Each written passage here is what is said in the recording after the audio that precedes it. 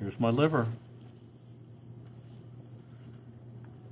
Tucked underneath my liver lobes, here's my gallbladder, which I've pulled out of its little hiding spot.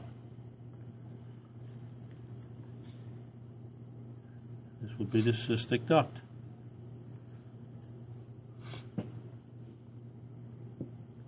Here comes the hepatic duct, going into the common bile duct, which goes into the duodenum. Here's the duodenum. Here's the common bile duct. This is all duodenum. This is jejunum. This is transverse colon. This is a spleen.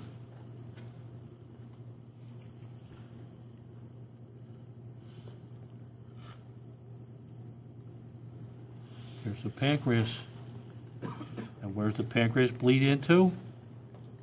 The pancreas is an accessory digestive gland, and it drains into the duodenum. Here it is, draining right into the duodenum. So duodenum, jejunum. Let's find the ileum. Well, to find the ileum, I gotta find this guy. The blind pouch, which is the cecum on a pig. Do not go looking for an appendix, even though I put it on the paper. They don't have an appendix. That's the cecum. So going into the cecum, there's a set of intestines right here. This is the end of the ileum. So where the ileum goes into the cecum would be the ileocecal valve. That's an ascending colon. Notice all the lacy-like network and tissue, connective tissue, that's holding everything in place. See, it's nice and pretty? That's called mesentery. You see all this brown around the bottom? They're all lymph nodes. Notice that the blood vessels on this particular set of mesentery are stained blue. So what's the name of these blood vessels?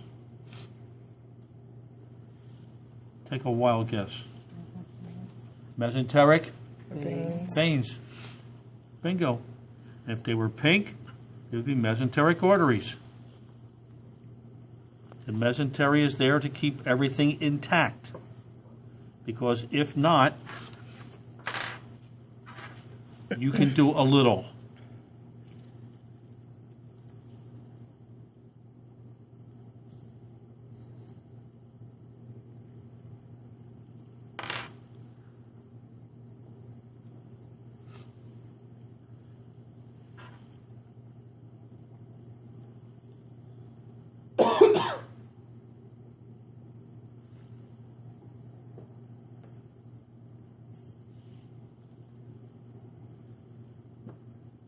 And that's about as much as I'm going to do.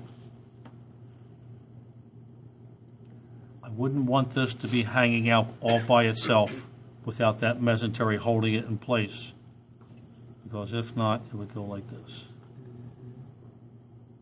And now I have a torsion, and I've got problems. So, I have a cecum, I have an ascending colon, I have a transverse colon. The transverse colon comes around. Roll back the connective tissue. Lift up the connective tissue. Transverse colon, descending colon. When it disappears, that's the rectum. You look in the background. Here's the peritoneum. Where are the kidneys? They're back here.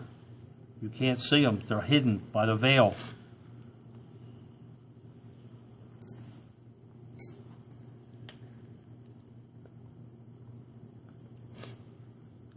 this video. There's my kidney. That's a big kidney. There's my left kidney. My right one's on the other side.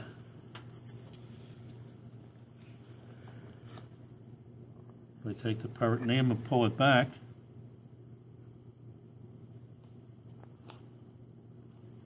Kidney's damn near as big as his heart. sitting on top of the kidney should be this sucker right here.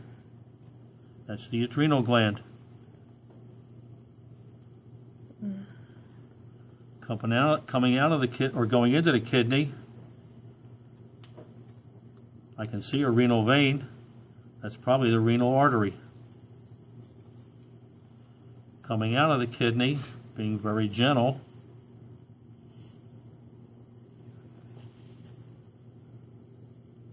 there's a ureter. And if I follow it down, that ureter is going to come all the way down here, duck underneath the vas deferens, and go right into the pig's bladder. There's the head of the urethra here, or the tail end of the ureter.